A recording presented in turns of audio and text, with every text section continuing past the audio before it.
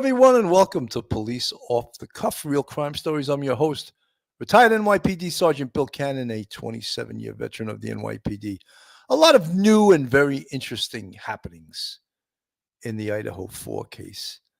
Bryan Kohberger, of course, and a lot of movements by the defense. What do I mean by movements? Well, objections to evidence, countering what the prosecution has done. And lo and behold, because the gag order no longer exists, we're seeing some movement by the prosecution in releasing evidence that they haven't previously released. And it's very interesting to everyone that's followed this case as to where. And,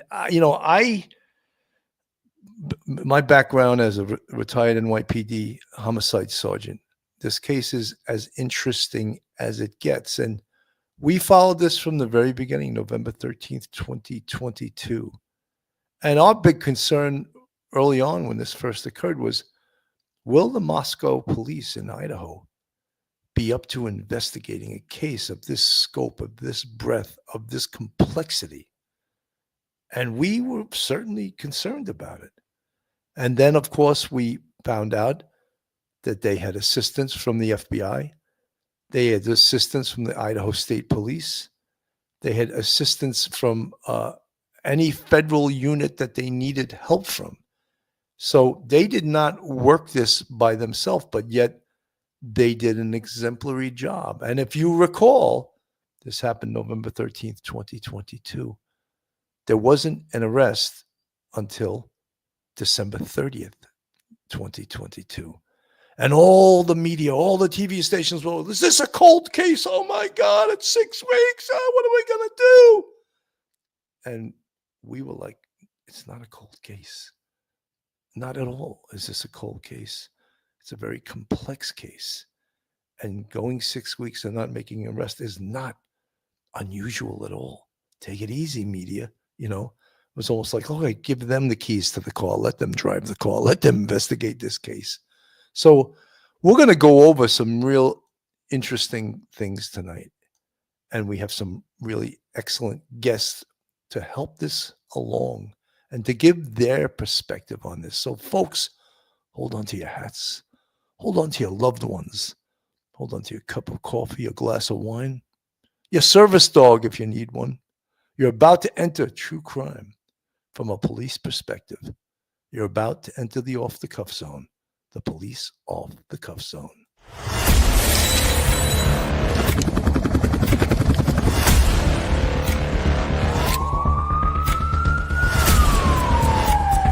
There has to be some common sense. They were the ones who called 911 to get him help, and now they're calling for change.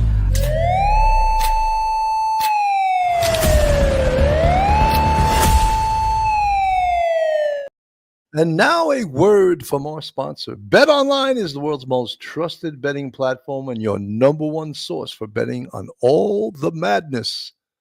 Even if your bracket is busted, BetOnline has more ways to stay in on the action with a free Sweet 16 bracket and live betting on every remaining tournament game.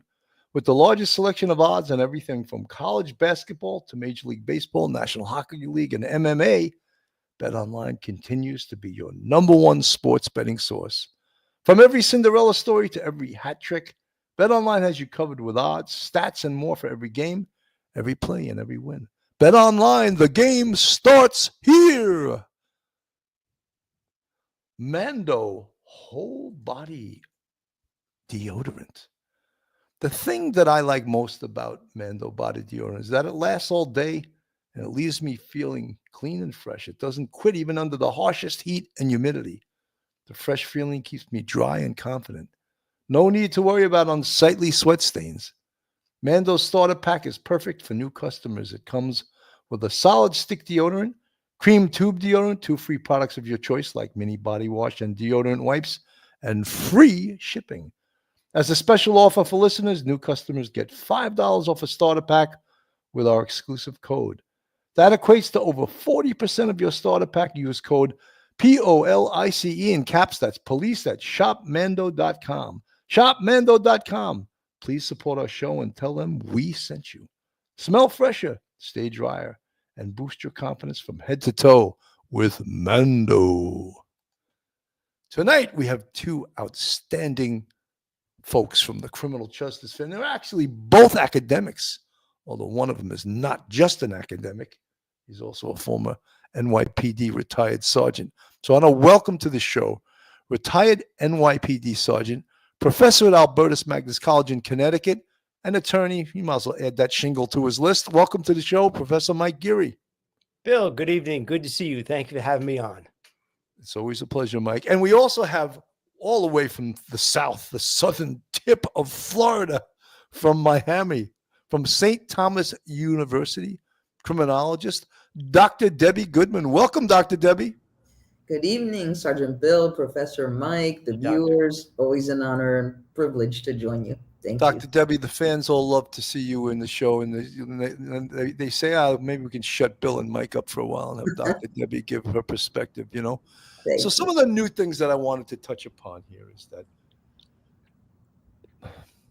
you know, Bryan Kohberger, when he was an undergraduate student, he came out with this homework assignment that was 12 pages long. And basically what it was talking about how to process a crime scene. How would a professional police officer, crime scene detective, CSI as it become to know, TV always steals the title, right? Crime scene investigators. How would they process a crime scene? So this 12-page document has great insight as to how to do those things. And of course, what do you think the defense wants to say about this document? They say, oh, we object. There it is. It's right up on the screen. We don't want you to use that, right? And the crime scene scenario final, 12 pages. The first thing to be done is to block off the crime scene in order to avoid crime scene contamination. Keep people out of the scene, minimize the heat. So in great detail, in great depth, he goes through this document, and anyone that sees it knows this is almost a how-to in a reverse way for a criminal to know police procedure, how to get away with a murder. And that's how it reads. Dr. Debbie, your thoughts? You hit the nail on the head, Sergeant Bill. I agree with all that you've said, and I'll add a few more thoughts. I really feel that this essay is almost a foreshadowing of what was to come. You know, he has accomplished his bachelor's degree, master's degree in the early onset of the PhD doctoral program. And so I've been wondering, since we knew of this, almost 2.5 years now, November 30th to the present, why did Bryan Kohberger decide to study criminology and criminal justice? And so we understand throughout the curricula, as the three of us have been and continue to be professors, we know there's a lot of research, a lot of writing, a lot of presenting. But this particular topic is startling and stunning to me both. Why? Because it speaks to me about his mens rea, his state of mind, his scienter. And then, of course, we know we couple that with the actus reus, actions to come. So I am now convinced that Bryan Kohberger decided to enter our field to learn how to become a murderer and how to get away with it. That's so interesting. And, in great depth, I'm just on page 3, I believe. Equipment I will have on hand for the investigation. To be prepared for crime scene investigation, I must ensure I have a crime toolkit containing the following: a 35 millimeter camera, a portable lighting system, assorted steel tape measures, a ruler, so he knows how a crime scene is processed. So knowing that, what do we call it, Mike? Countermeasures, right? Right, sure. So, Mike, your thoughts about, and this is a treasure trove, in my opinion, for the prosecution. And this is also going to be an objection by the defense. Yeah, Bill, this is dynamite for the prosecution. If the judge allows this to be brought into evidence before a jury at the trial, it would be devastating to the defense, because it's gold mine for the prosecutor. Because as Dr. Debbie said, it shows a state of mind. However, it does so circumstantially, and we do understand circumstantial evidence. But the only thing I would say that I think Ann Taylor could win on this suppression motion would be because he didn't, this was an assignment given to him by a professor, and he's responding to it. So therefore, it's not something that he may have written on his own, spontaneously, although it does show tremendous interest in the field. And it does involve, I think, the death of a woman by knife, and which is so similar to what we see that he's being accused of. I'm not sure if the judge would allow this. I think the judge might say it's unduly prejudicial because of the way it was created. It was created several years ago, and it was created in an assignment. I would hope that it would be used and the judge would admit it, but I have my reservations. I think the judge may actually disallow it. Mike, when I taught college, when I taught criminal justice at a private college, the final exam for criminal justice was something just like this, but not a 12-page. I gave the students all the details. And I was like, all right, you are New Rochelle Sector Adam, because that's where the school was. Respond to this scene. This is the information you have from 911. Process, follow police procedure. Call the people you need to the scene and tell me how this whole scene is going to be processed. So it's very similar to this, but this is much more in depth. And I'm sure a lot of this he got out of a book. He didn't just have it committed to memory, because this is right out of, a crime scene book. I may enter upon judicial approval of the search warrant and should do so with the minimum. So he knew to process a crime scene that you needed a search warrant. How many laymen know that? No one knows that. People say, why do you need a crime scene, a search warrant to search a crime scene? Well, there could be someone else living there that has an interest in their own privacy. And if you search the whole crime scene and recover some bad stuff, and maybe they're the killer, then they can throw it right out. So that is one of the reasons. Dr. Debbie, you're shaking your head. No, I agree with both of you. I feel now when we talk about the crime scene, and you had mentioned Bryan Kohberger's writing about this toolkit and a toolbox, I'm thinking about his own toolkit and toolbox as we refer to these criminals. And now we have several items to unpack here. The knife sheath, a knife sharpener, and the introduction of this face mask that we've heard about recently. And why would one bring that to the crime scene? Well, we know there's usually a three-part answer, first of which is for identity concealment. There's a figure, an image of it.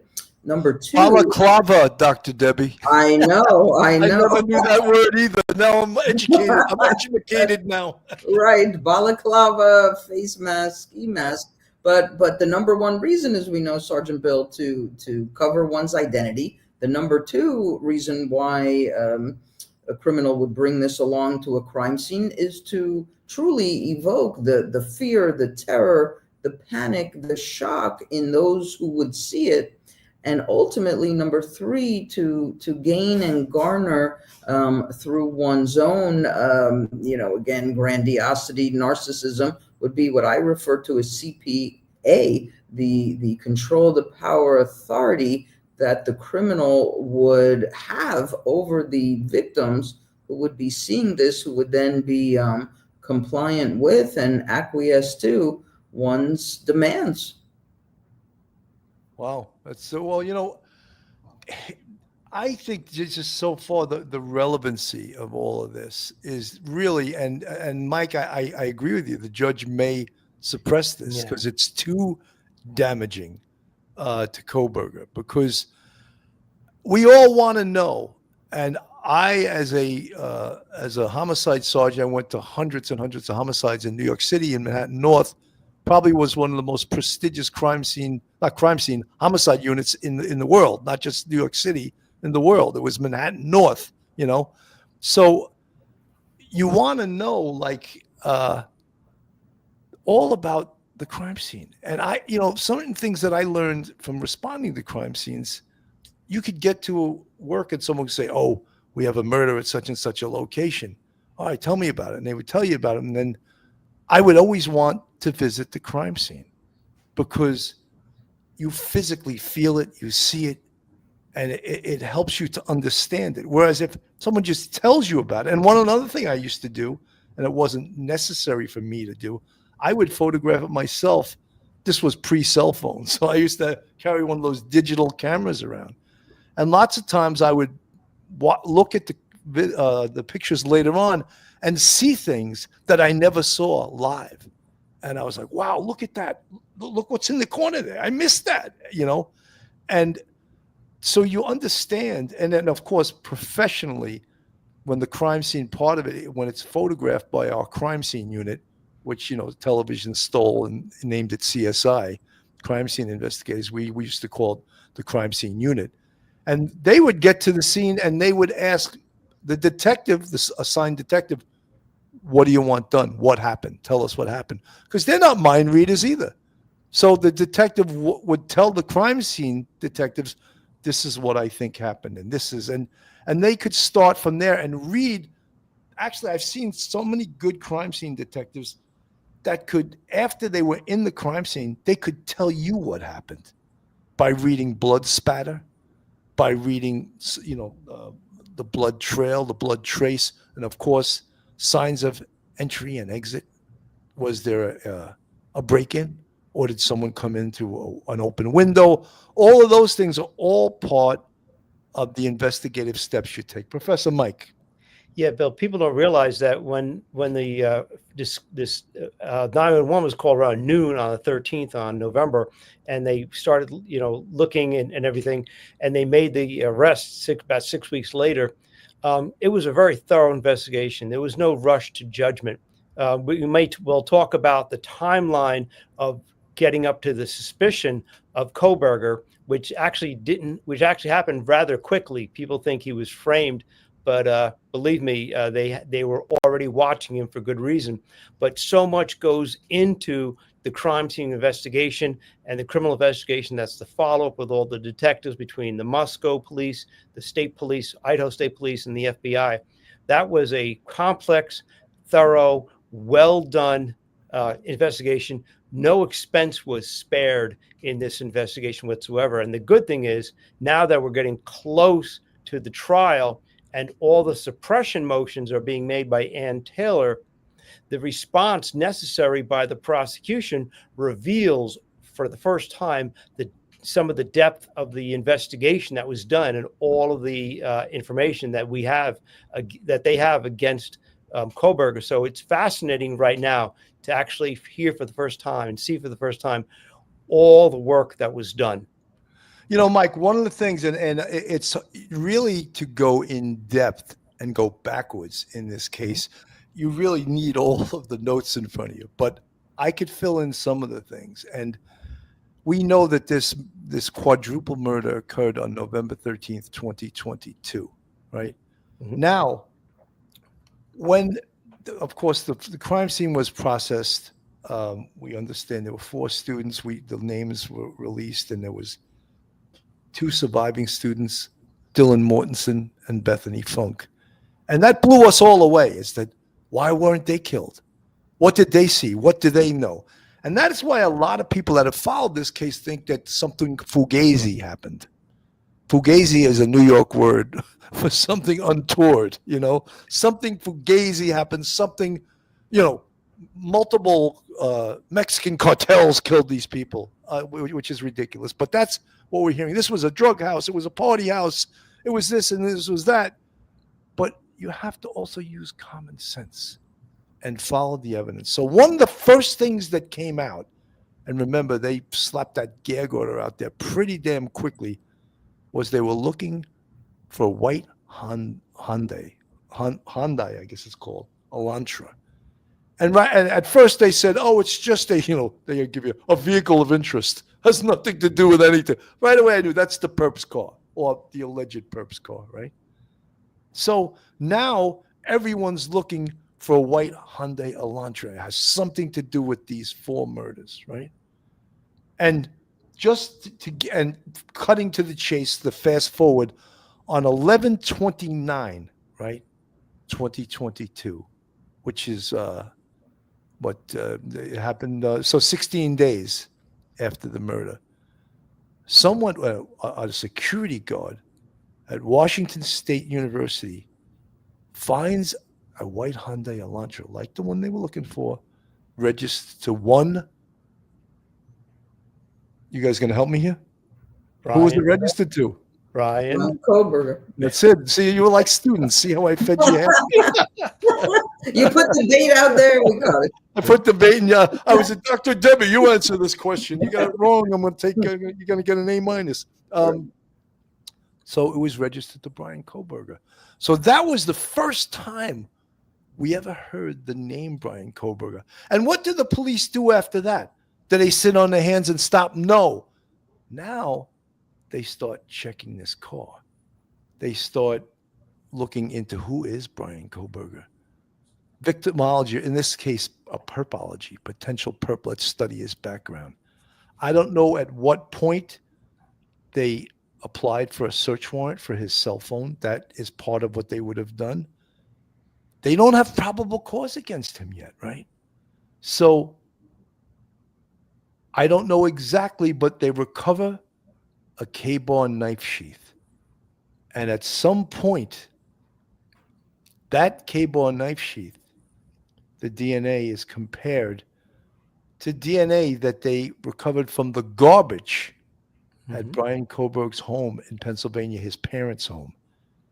And the DNA, the touch DNA on the button of the knife sheath compares to his father. But that's not who they thought they were looking for. And then when they finally go to Pennsylvania, because he was under surveillance, and they do a buccal swab, that's a cheek swab at the buckles, the side of your mouth. He matches. He's a statistical match for the DNA on the button of that knife sheath. Now everyone is like, they got the right guy. But there are many folks out there that are unsatisfied with that. There's many people that follow this case. The police planted it, and that's ridiculous because they didn't know who the perpetrator was. So how were they supposed to plant his DNA from a knife sheath underneath the body of Madison Mogen in the bed? And of course, the other thing that we know from the autopsies is that the wounds were consistent with being made by this weapon right here, a K-bar knife, which is just a killing machine. That's the only reason a knife like that is made. And the sheath was, of course, what you see here, U.S. Marine Corps K-bar knife sheath. If you see up top, you can see the button where it closes up on the knife to keep it locked in place. So very, very, very powerful evidence. Yet there are those who are unsatisfied with that. Dr. Debbie. Well, first, Sergeant Bill, allow me to comment on your excellent storytelling. You are fantastic. I only wish I had you along the way as a professor. I would have learned a lot, but I learned a lot from the program.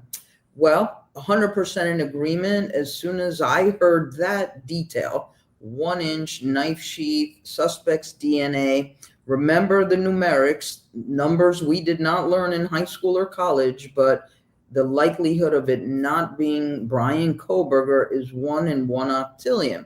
Another number that I think is huge and relevant is that there are 1.9 million residents in the state of Idaho. We don't even have any type of cross-transference of DNA. We can't even speak about it in the plural. It is absolutely singularly belonging to him. But while we are on the totality of the evidence, and although we don't have notes in front of us, but the three of us are following this for 2.5 years, as are your viewers, we can just literally go down the list of what we know from then until now.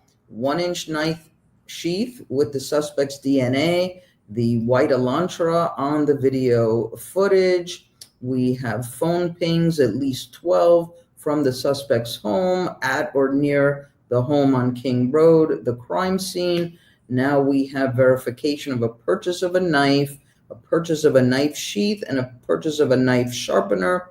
We have a selfie that we can also talk about if and when you would like to, that is apparently taken 6 hours after the 4 to 4:30 a.m. Framework. And we have this ski mask type of item.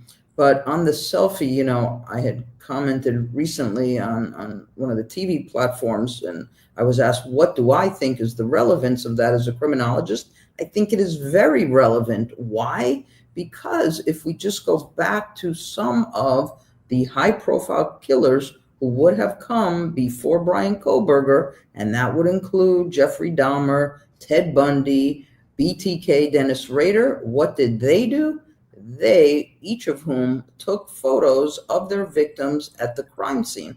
So although many of us believe Bryan Kohberger did not bring his cell phone into the home of November 13th, but for it to have taken place, this selfie, 6 hours after this horrendous, horrific quadruple murder, I believe he took that, and it's right out of any textbook anybody would read on serial and mass murderers. He took it as a souvenir. He took it as a trophy. We look at him. There's a smug. There's a smile. He's nicely dressed. He just showered. We've got the thumbs up. It's almost like this self-grandiose celebration that he's, you know, giving himself the pat on the back for a job in his mind well done. You know, Dr. Debbie, I 100% agree with you. And there is many who follow true crime that don't understand that. They don't understand the mind. And there's no doubt in my mind that had Bryan Kohberger gotten away with this, he would have killed again. I really do believe this. And I know people will attack me for saying he hasn't even been convicted of this. Well, I think they got the right guy. I'm just going to put it in. And I know a lot. That's my spidey sense, as they say, from my 27 years in law enforcement. And based on the evidence, I really think they got the right guy. And had they not got this guy, I believe he would absolutely killed again. Professor Mike.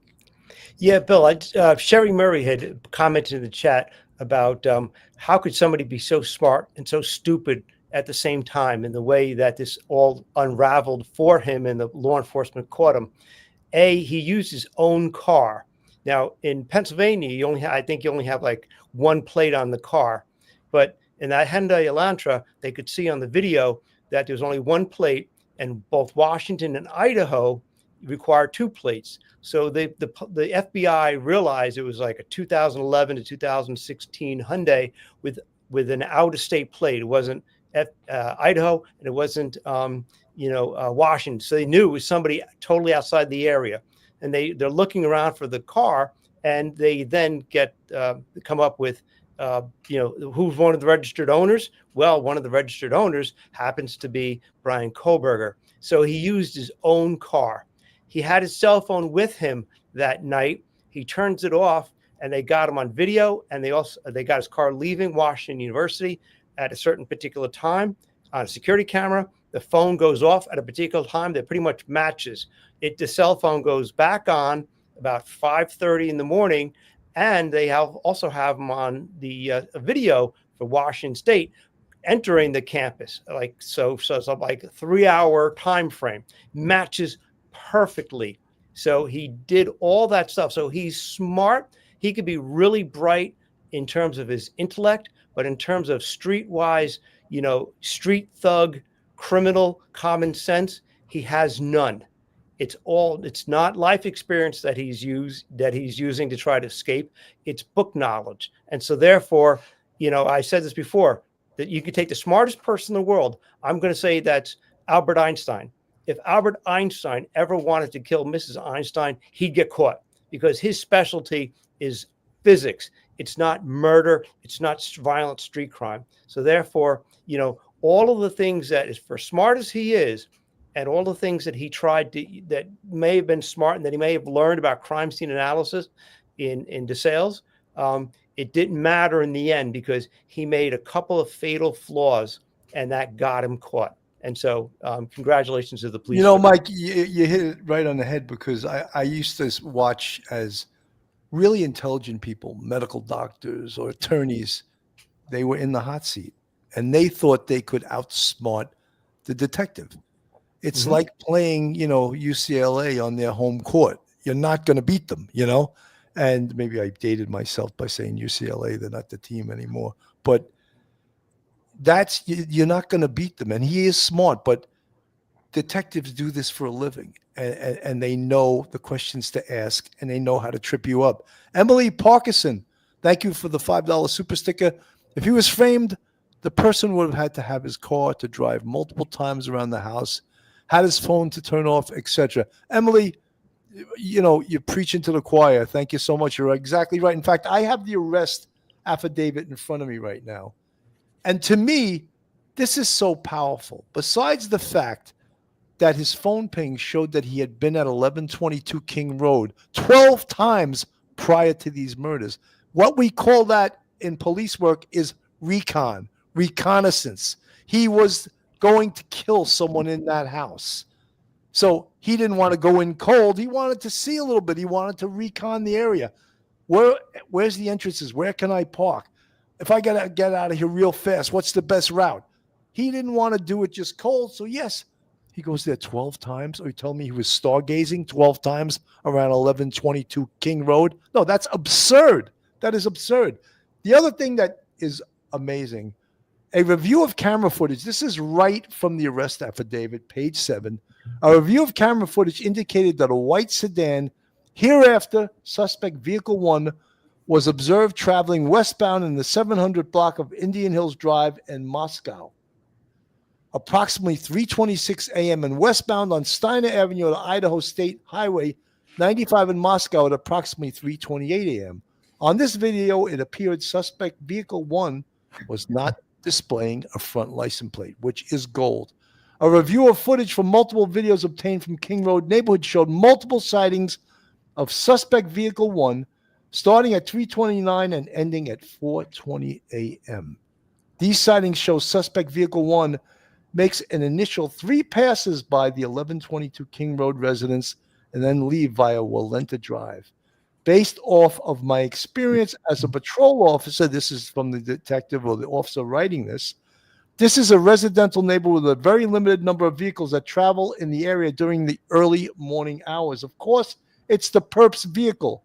Upon review of the video, there are only a few cars that enter and exit this area during this time frame. Suspect vehicle 1 can be seen entering the area of a 4th time at approximately 4:04 a.m. It can be seen driving eastbound on King Road, stopping and turning around in front of 500 Queen Road, number 52, and then driving back westbound on King Road. When suspect vehicle 1 is in front of the King Road residence, it appears to unsuccessfully attempt to park or turn around in the road. The vehicle then continued to the intersection of Queen Road and King Road, where it can be seen completing a 3-point turn and then driving eastbound again down Queen Road. He goes into the house at some point at 4:20. He's seen driving at a high rate of speed, booking to get the hell out of Dodge. And I'm so glad they have this video, because all of the non-believers, the cell site information is no good. Howard Bloom, the writer of that book, there's no cell site. I don't know what the prosecution exactly has, but they have this. They have video of his car coming and going. And it's also, Mike, damning that he turned his cell phone off. Is that normal practice, Mike? Bill, I can tell you how many times I've turned off this cell phone since I've had it, say, for the last 4 years, this particular one, maybe once. Come on. You have it on, you charge it, maybe it dies because you don't have enough juice left, but that's it. Nobody turns their cell phone off. And the funny thing is, he turns it off and his car is seen leaving Washington State. He turns it back on right around the same time he's seen entering Washington State a few hours later. It matches up the cell phone record and the video record match up almost 100% perfect. I mean, he did law enforcement a favor. The only thing he could have done was actually have it in his back pocket the entire time he was there. Turning it off thinking he's smart, turning it back on thinking he's smart. It just showed that there's a consciousness of guilt there. Wow, I knew you were going to use that again pretty soon. You know, you haven't used it in a long time, but I know you love that expression. Schmitty from the chat. True, his birthday is also 11/22. Isn't that scary? 11/22 King Road, his birthday 11/22. I'm not sure if that means anything. Is that just is that just coincidental? Folks, this is Police Off the Cuff, real crime stories. If you like real crime, true crime from a police perspective, you're in the right place. If you're not subscribed, just hit that subscribe button on the screen. Give us a thumbs up. Ring that bell. Share us with your friends and your family. If you want to contribute to us financially, we have a Patreon with 4 different levels and a YouTube channel membership with, count them, 5 different levels. And we appreciate all of our fans, our friends who subscribe and make this show what it is and make it possible to do it as often as we do it. So many things here, Dr. Debbie, that we didn't even get into what everyone wants to hear in this case, and no one has released it yet. And I'm hoping that at some point the prosecution says this is why we think he did it. So again, of course, motive, which we talk about all the time, which is not a necessary element of proving the crime, but everyone from John Q. Citizen to Maria Q. Citizen sitting on their couch wants to hear motive. Dr. Debbie. Thank you. I created a theory, Sergeant Bill, Professor Mike, as to what I think was going on in his mind. And now I believe it was really for a lengthier period of time, and it may have been a year or 2 or even more, wherein he would have been thinking of this. So my theory I call JAR, J-A-R, jealousy, anger, revenge. I think Bryan Kohberger was jealous of our victims, both individually and collectively. I think they represented a lot of qualities that he did not. They were fun, they were friendly, they were social, they were popular, they were outgoing, and they were a part of things, whereas I think he was apart from things. We don't even know, Sergeant Bill, did he have ever a platonic friendship, let alone any type of intimate relations? So I think the jealousy aspect was front and center. The R, I would say, is for anger. At the time, he was 28 years old, and I think he was angry about where he was, particularly in terms of a social network. There was 0. And then lastly, the R for revenge. He took the ultimate revenge. He was studying this field, I believe, to learn how to commit murder and how to get away with it. And that would be my thinking as a criminologist as to what was going on in his mind and why he did what he did. Plus, we can, add a few more elements, of course. I think the narcissism, the grandiosity, the hedonism. Remember, we have categories of criminals that we refer to as hedonistic killers. They derive pleasure from beginning, middle, to the end. And I think this pleased him, planning it, thinking about it. Also, I think he is somebody with obsessive compulsive disorder, as many of our serial and mass murderers are. And I believe that he is ruminating about all of the colossal errors that he has made. He himself probably can't even believe all of the items and elements that, thankfully, our wonderful law enforcement representatives have been able to discover and recover. And as far as I'm concerned, it's game over for Bryan Kohberger. I think that a lot of the things that, there is room in this case for the defense to create doubt. But I think a reasonable jury, when they hear the prosecution's case, it'll prove the case beyond a reasonable doubt. And that's what's important. And I think the evidence to this right now is that the defense is actually, in my mind, making up things. And many people will probably strenuously disagree with me. But they've recently come up with this whole thing because they're trying to prevent him from getting the death penalty. And one of the things that they've just, in my mind, invented is something called autism spectrum disorder. And they even have a doctor that the defense hired to say, yes, he has several or numerous of the necessary symptoms of autism spectrum disorder. But my question is, how come he was never diagnosed with this before when he was a PhD student?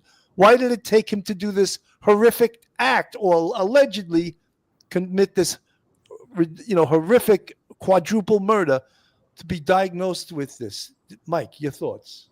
Yeah, Bill, she's, Ann Taylor's doing the best she can. She got dealt a hard case.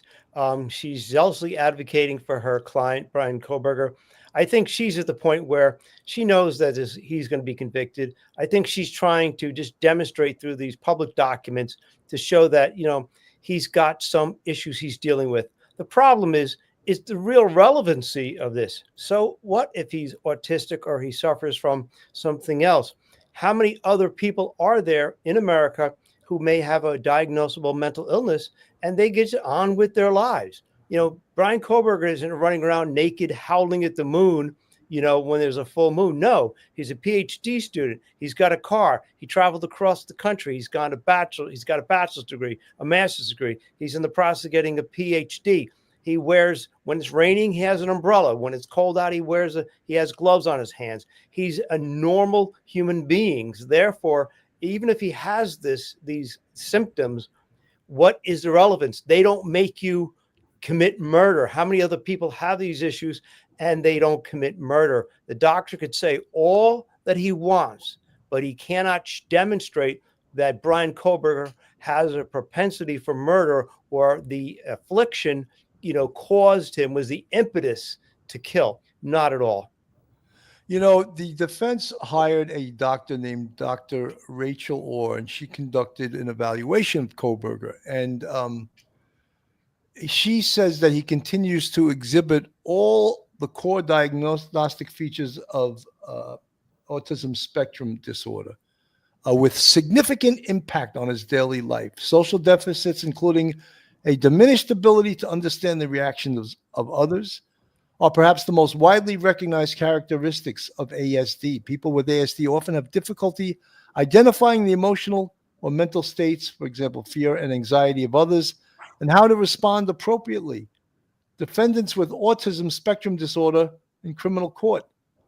So they, what this is attempting to do is to take the death penalty off the case or off the table. Dr. Orr confirmed that Mr. Kohberger has displayed lifelong deficits in social, emotional reciprocity, including limited perspective taking and limited share of affect emotions of others. That to me sounds like a killer. Sounds like a murderer. Thank you. Thank you for your diagnosis. Right. If this is meant by the defense to use this as a defense so he doesn't get the death penalty, will the judge and the prosecution be impressed with this? There's 4 kids that were laying in a house at 1122 King Road in Idaho that were butchered by a psychopathic killer. Well, now who, if it is Bryan Kohberger, now has autism spectrum disorder. Dr. Debbie. And I agree with you, Sergeant Bill. If that's the case, why did we not hear about any of this up until now? What happened during the last 2.5 years of what's the motive? What's the alibi? What is the defense coming in with? Basically, up until most recently, it was this long drive to nowhere with stargazing and looking at the moon. And that was what we discussed, was such a Swiss cheese argument, way too many holes, little substance. And now we're hearing this. So if that's the case, I'd like to know, when was Bryan Kohberger diagnosed with this? Just recently. He has no diagnosis prior to this till his attorneys decided, let's come up with this defense called autism spectrum disorder. Right. You know, maybe we'll save his life. No, but I think what you said about the jury, I believe very strongly in our jury system. I think it's an honor and a privilege for those who are selected to serve. I believe that on a case like this, especially this, these future individuals will be very mindful, very dutiful, very attuned to the facts only, and really discern what's fact versus fiction. This little legal document put forth by Ann Taylor will have to pass muster by this man, Judge Stephen Hippler. And tell you the truth, based on his previous judgments, his previous rulings, I don't think he's going to buy this at all. Part B of this is that they also said he was physically incapable of committing these murders. And then just recently, Jennifer Kaffendaffer, who is a retired FBI agent and who is on News Nation quite a bit, found an app, perhaps it was over 2 years ago, from August 2022. The app is called Strava, and it's where people who run put their times on this app. Bryan Kohberger ran a 6-minute mile in August 2022. You may ask, well, that doesn't mean, yeah, that's pretty damn physically fit, at least cardiovascularly. If you can run a 6-minute mile, then you're in pretty damn good shape, Mike. Yeah, Billy, just think about when we went through the police academy and all the running we did. I'm not sure even after 6 months of running around like maniacs that we could get down to a 6-minute mile. He was in excellent physical shape. He's 28 years old at the time of the homicides.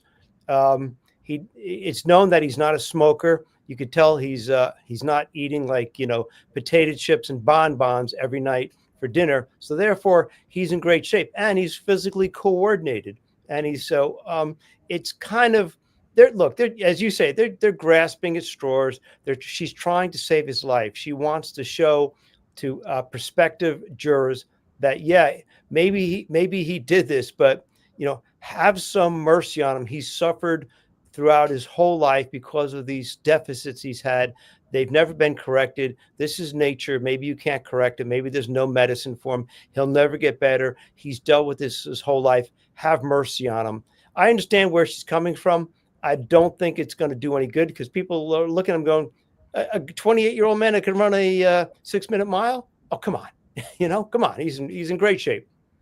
The other thing is, say that he did have a level of autism, and I don't know a great deal about autism, but he was highly functional. He was a PhD student. He was accepted into a PhD program. Does PhD not mean anything? It means a lot to become a doctorate, to get a doctorate in your field of study. So if he was performing, and apparently before he went off the rails, he was performing academically. So if you were on the autism spectrum, Dr. Debbie, could you be expected to perform at that level of high academic standards?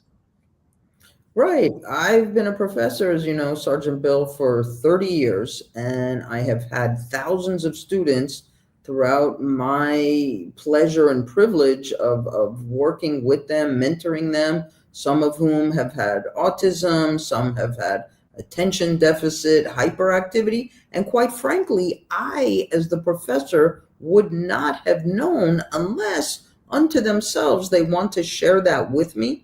But I absolutely agree that when students matriculate from bachelor's to master's to doctoral program, that is really, what we consider to be at the pinnacle of our academic credential.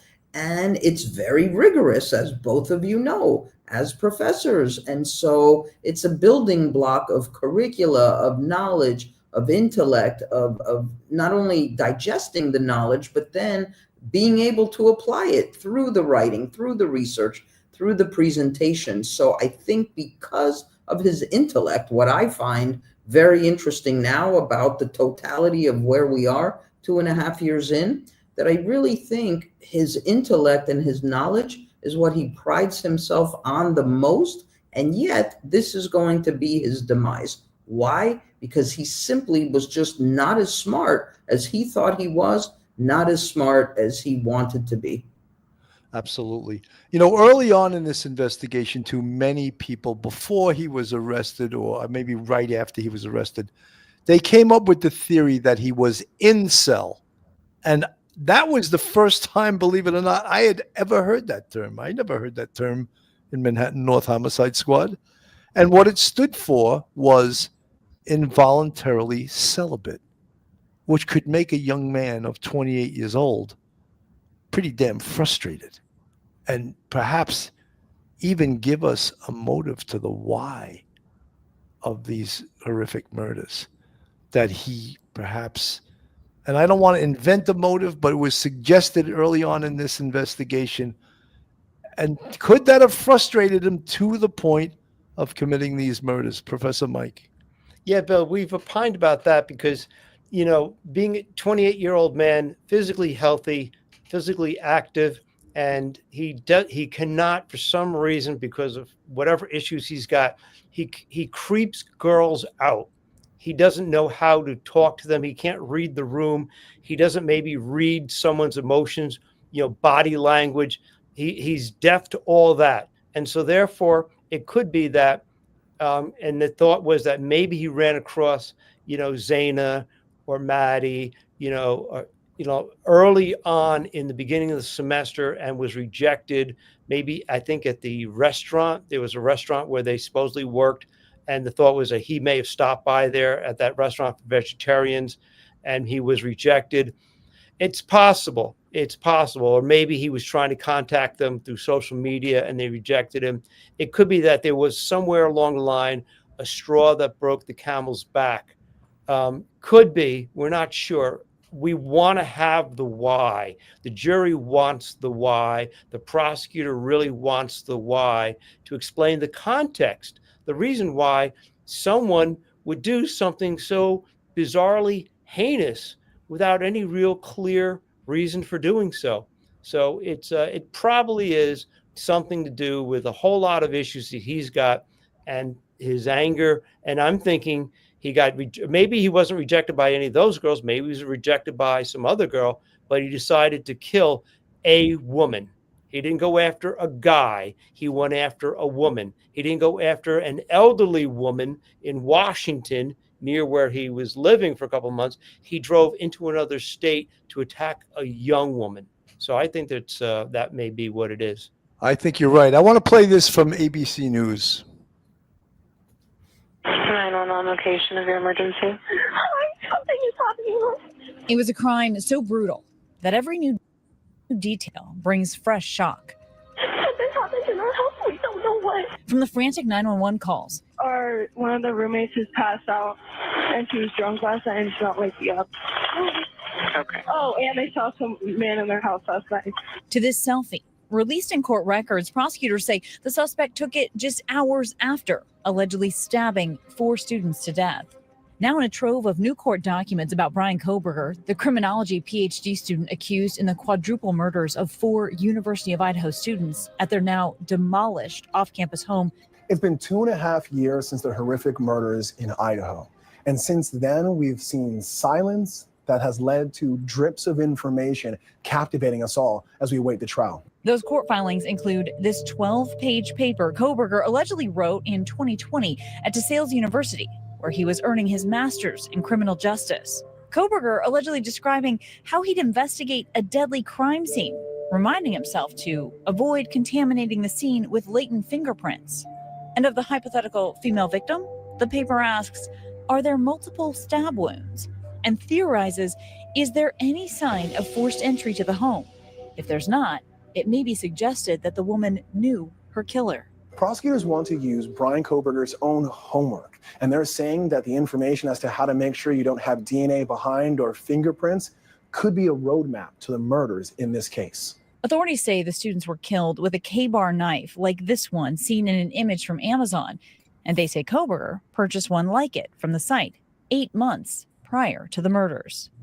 His defense pushing back, noting the Amazon records reflect a household of users with items purchased over a period of several months for a road trip or hiking. The murder weapon in this case has never been found, and prosecutors say they have witnesses that will testify that he's the one that bought that knife. Prosecutors also sharing this never-before-seen image drawn by the surviving roommate in the days after the murders, who told authorities she saw a man in a mask in the house that night. The defense arguing the roommate only drew the mask that way after a detective showed her a picture of one. For the last 2 years, the murders of Kaylee Gonzalez, Madison Mogan, Xana Kernodle, and Ethan Chapin have gripped the nation. Bryan Kohberger was arrested nearly 7 weeks after the murders. Lawyers for the alleged killer say he's innocent. These new court documents adding to the evidence already released, helping paint a picture of what allegedly happened on November 12, 2022. That night, Kaylee and Maddie, newly 21 and lifelong best friends, went to a popular campus bar around 10 p.m. They're later seen at the grub truck, laughing and ordering food. This video appears to be the last time they were seen alive. Authorities say their roommate Xana and her boyfriend Ethan, both 20, were at a fraternity party earlier that same night, arriving home around 1:45 a.m. There's 3 stories to the house. Kaylee and Maddie were together in Maddie's room on the 3rd floor. Kaylee's dog Murphy was alone in Kaylee's bedroom just down the hall. Ethan was staying over that night in Xana's room, which was on the 2nd floor. One of the other roommates in the house also on the 2nd floor, and one in a bedroom on the 1st floor. Everything was so normal in that home on King Road. Nobody could have imagined it was about to become a house of horror. Police responding to a 911 call just before noon, hours after law enforcement say the murders happened. This is a brutal crime scene. These victims were not shot. They were stabbed to death. What was baffling to police, they say, is that I just want to bring something up. Murders that kill with a knife, it is very, very personal. Shooting someone is quite impersonal, but getting up close and personal, and it's been conjectured that really this murder targeted one person. It just so happened that there were 4 people there, actually 6, but 2 didn't get killed. So he was angry. He was angry at someone, and he killed with a knife. So I just want that kept in the mind of everyone that follows this case, everyone that follows true crime, everyone that follows murder, is that someone that kills with a knife, it is personal. And chances are, do they know the person or have they encountered this person? It's pretty likely. that it didn't appear that there was any forced entry. It doesn't appear that any of the victims had been sexually assaulted. And weeks later, Kohberger was arrested at his parents' home in Pennsylvania. Last night, detectives arrested 28-year-old Bryan Christopher Kohberger. And since his arrest, prosecutors have maintained that surveillance footage, cell phone records, and DNA evidence link Kohberger to the murders. The linchpin, Kohberger's own DNA. We're not just talking about his DNA happened to be found in, a dresser drawer or something. It was found on a knife sheath where 4 people were killed by a knife. This is as crime scene as it gets. But Kohberger's attorneys have tried to have that crucial DNA evidence dismissed, claiming it was unlawfully obtained using public genealogy websites. If you can upload one of these profiles for $12 and find out all kinds of information, how is that not a Fourth Amendment issue? And that was done twice without a warrant. And the judge totally eviscerated that argument. And I'm so glad because, first of all, Mike and I have both said that Ann Taylor is trying her best. She's a very competent attorney, but she presented that argument with zero case law. There was no case law to back it up. And what was the judge supposed to say? Oh, gee, let's establish case law on this one and just throw it out. There was no case law, and the judge disagreed with it. And obviously, the way they searched and developed a investigative genealogical tree and came up with Kohberger's father and then Bryan Kohberger, it's perfectly legit. So the case law still does not exist that says that's a Fourth Amendment issue, that a search warrant was needed to use those investigative genealogical sites. in this case. Kohberger's attorneys also argued that authorities violated the law when they used a garbage collector to retrieve trash from the Kohberger family home. It's in a gated neighborhood in Pennsylvania, and according to his lawyers, they did it without a warrant. The FBI... The law has said that once you throw something in the garbage, you have no expectation of privacy. That's why it's called garbage. And if law enforcement takes it and uses it and it becomes evidence, that's perfectly legit. So again, the judge disagreed with her, and it's not going to become future case law. Allegedly using the garbage to make that DNA match. I think it is different when you have the FBI telling the trash man what to do. But prosecutors have argued all the facets of the investigation, including the DNA and the use of public genealogy databases, were done properly. The issue is that no one sharing this information with millions of other people could have a reasonable expectation of privacy. And the judge siding with the state, allowing the DNA evidence to be presented to the jury. For the family and loved ones of the victims, the years-long nightmare continues. All they have left to hold on to are their memories. Kaylee is like the definition of sunshine. To know Kaylee was to love Kaylee.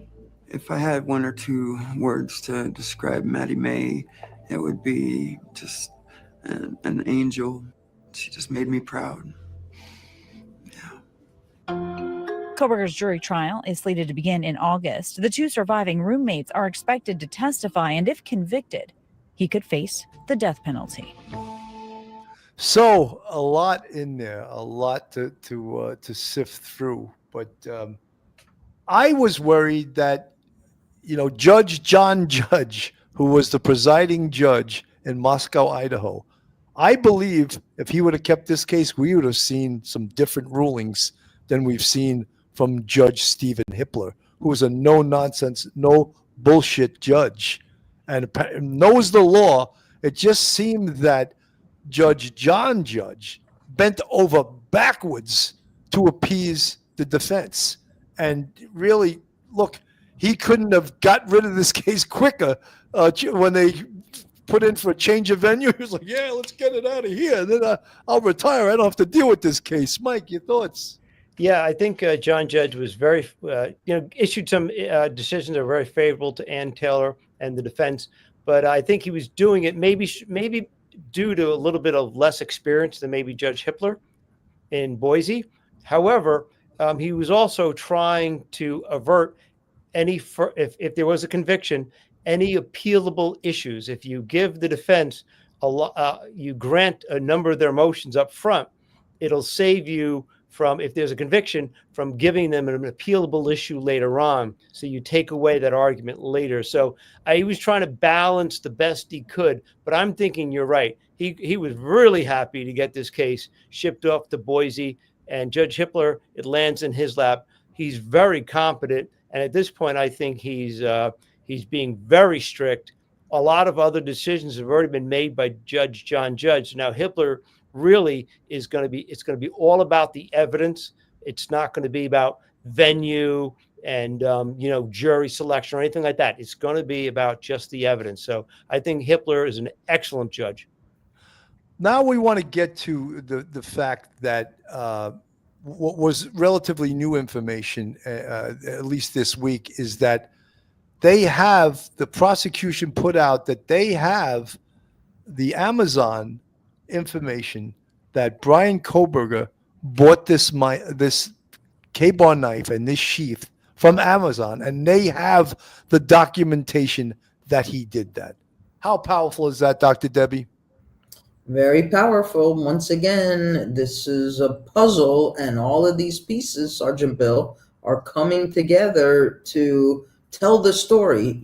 Sadly, tragically, Ethan, Zaina, Maddie, Kaylee cannot tell the story, but the excellent work of investigators with all of the different moving parts and details and items and evidentiary issues, that is telling the story. So I always say, Sergeant Bill, Professor Mike, and the viewers, There's just no coincidence when it comes to murder. Nothing is a coincidence with these people. We cannot say that, oh, it's coincidental. He bought a knife sheath, and a knife sharpener, and that the weapon used was this K-bar. There's zero coincidence. This is where we will, kind of reference, if it's walking like a duck and quacking like a duck, then we know the rest.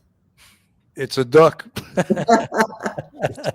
There was early on in this investigation, I'm going to remind people of there was a footprint on the floor, and it actually was brought up with a chemical called amino black, and it was of a Van shoe, and that's the bottom of a Van shoe. I don't know if it's the bottom of the particular shoe that was left on the floor.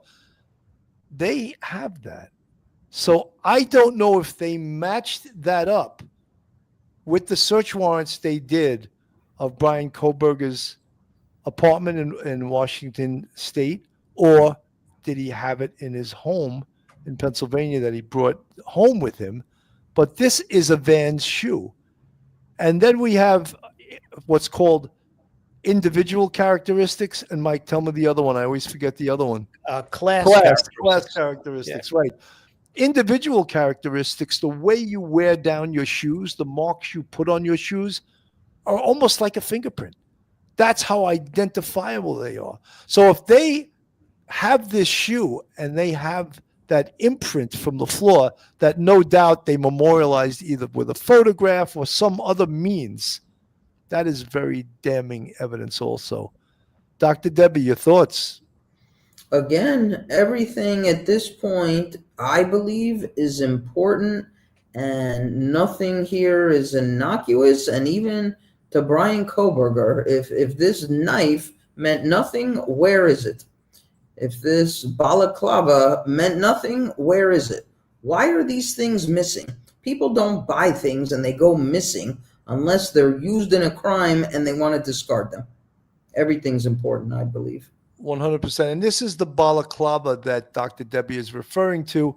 And that is what Dylan Mortensen reported and sketched for the detectives of what the killer, or the man she saw that night, who she described as having bushy eyebrows because she couldn't see his face because he was wearing a balaclava, much like this. And she described him as having bushy eyebrows, much like this picture of Bryan Kohberger taken at, 10:30, 9:30 in the morning, 10:30 in the morning, on the morning of the murders. Yes. With that sort of, we would call that a shit-eaten grin, we would call that, right? Mm-hmm. And there he is with the, what's the thumbs up all about, And I thought, and I'm not sure whether Bryan Kohberger is lefty or righty. And I thought if I was given a thumbs up, I would use my right hand. So it makes me believe that he's a lefty. Mike? Yeah, Billy, it's very interesting because that picture is taken a little after 10 o'clock in the morning on the morning of the homicides. And that's a great image of how he actually looked on that day. It wasn't taken 6 months earlier. It wasn't taken a year later. It was taken on that day because we got the timestamp. He's going like this, like, good job. I would like to know on his phone, is that a singular photograph, or does he do this every time he comes out of the shower? Every day he takes a picture of himself? Because if that's the only attaboy, go Bryan kind of image that is on his phone, that's really telling. And if it's not, if it's 1 out of 1,000 pictures he takes of himself because he's narcissistic, he likes to look at pictures of himself, then it loses a little bit of meaning. However, it's still good because of the fact of the image and the timestamp on it. That's powerful evidence. That's excellent evidence because it allows the jury to see on that particular day, what did Bryan Kohberger actually look like? Not what he looked like over the last 2 years, what he looked like on that day. Very good point. And, of course, this on the screen right now is his home, his parents' home in Pennsylvania, which he went home to. The other thing, when they talk about his mental capacity and his mental state of mind, we remember that before the school knew about, he was kicked out of school. And it was for some aberrant behavior. with students that he was, because I would imagine, Dr. Debbie, you would know more about this than me. If you're a PhD student, you're required to teach classes. And apparently some of the students complained about him, about his behavior. Right. So the school took his scholarship away. And that was why he was going back to Pennsylvania, not because, oh, Dad, could you help drive me back? I killed 4 people. No, it was because he lost his scholarship for the PhD program at Washington State University. So again, there's a mental state of mind that can also be used by the prosecution. 2 can play this game. Dr. Debbie.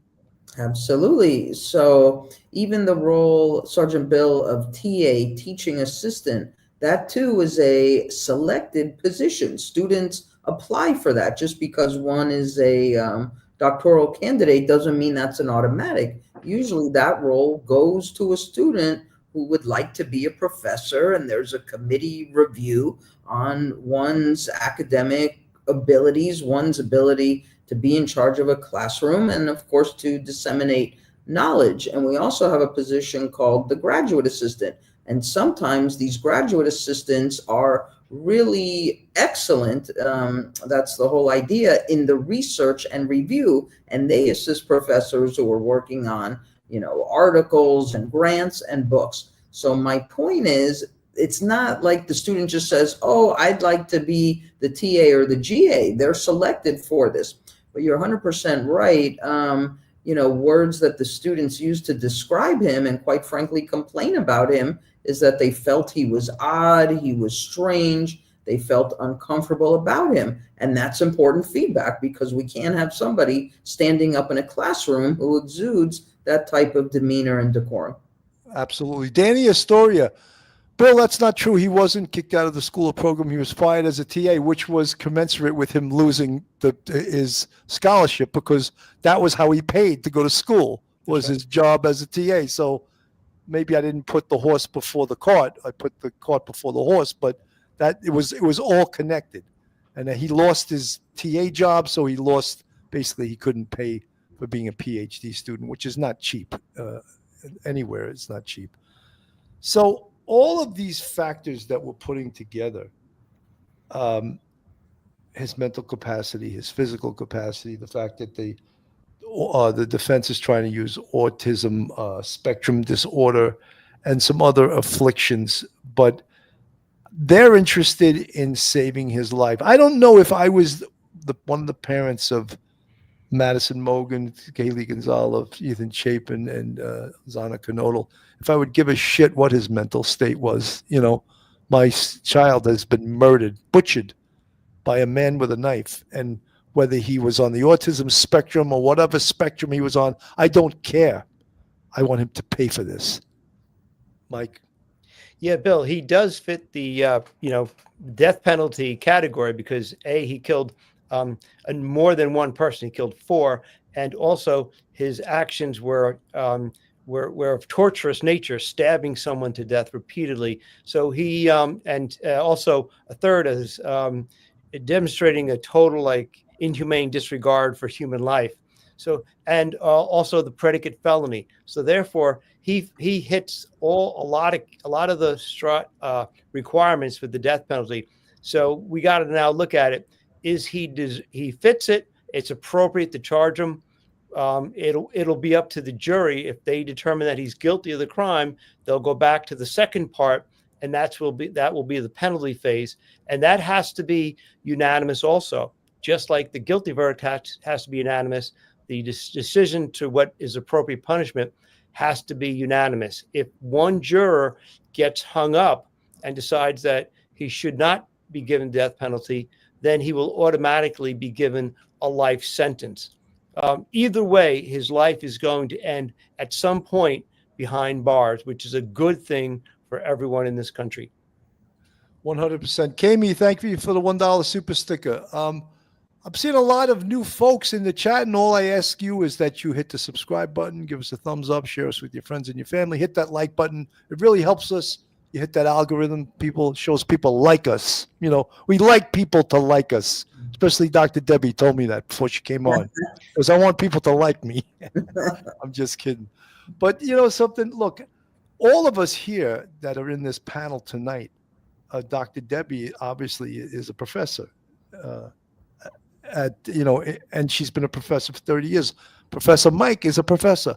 I taught college for 10 and a half years. So I understand what it's about. And so much, to me, so much of college teaching was really almost like entertaining. You know, it really was. It was like doing almost like the presentation was more important than the topic, you know, because students want to be entertained. They don't want a professor that just reads from a book or something like that. They want to be engaged, you know, and I'm sure that Professor Mike would agree with that. Mike? Yeah, the students love it when the professor not only has the book smarts, the degrees, but also they can relate it to things that they've done in their work to say, okay, this is a theory, or this is a piece of law, this is evidence, whatever it happens to be. This is what a study reveals, and to relate it back to what you experienced. You do have to have a presentation that gives students the confidence that you actually know what the heck it is you're talking about. And if they have that confidence, they'll learn and they'll want to learn. But if you don't, if it seems like all your knowledge is just from a textbook, they'll see that very quickly and they'll tune out. Dr. Debbie, presentation or book smarts?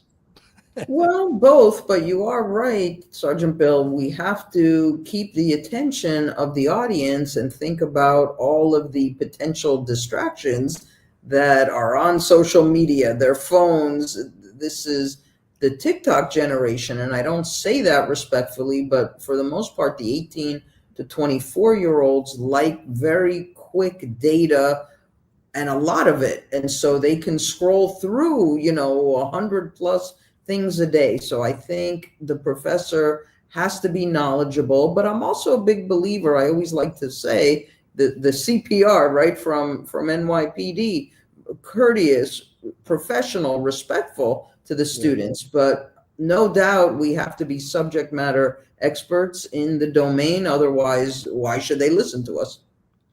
You know, Dr. Debbie, sometimes some of my students would say to me, Cannon, you play too much. Like I was telling too many jokes. I said, but you guys are still here. You come to class every day, so I must be doing something right, Very interesting tonight. I was interested. I think we covered so much ground, Dr. Debbie. People should know that I call you like 10 minutes before the show and ask, Doc, are you available? I don't know. 9 times out of 10, I say yes, unless I'm exaggerating a little, but I don't give you much leeway. I don't give you much time. But you always, not always, but if you're available, you're 100%. Oh yes, I would love to do it, and I'm thrilled to have you here, Professor Mike. Same thing with you. I mean, I probably ruin every dinner you have during the week by calling you at the last minute. Your wife must hate me, but it's a great guy. She's like this. Great panel. Dr. Debbie, your final thoughts. Final thoughts. It's going to be very interesting come August 11th. And it's also kind of unique that this is expected to be a very lengthy trial. The projectability on this is at or near 3 months, but who knows what else we will find out between today and August 11th. All of these revelations and, kind of bombshell related news items, just for me, continue to be the pieces of this puzzle. I think the story is being told by the evidence, and I'm hoping that justice will occur for Maddie, Kaylee, Ethan, and Zena. Very well said. Professor Mike, your final thoughts. I think Dr. Debbie said it actually absolutely right. What we're finding out now is just giving people much more confidence that the police did get the right guy. 100%. And thank you guys for being so competent and so good at your job and so entertaining for this audience. And folks, I've seen a lot of new people in the chat. Thank you for coming in. We're Police Off the Cuff, Real Crime Stories. We'll see you next time. Have a great night and God bless. Good night. One episode just ain't enough.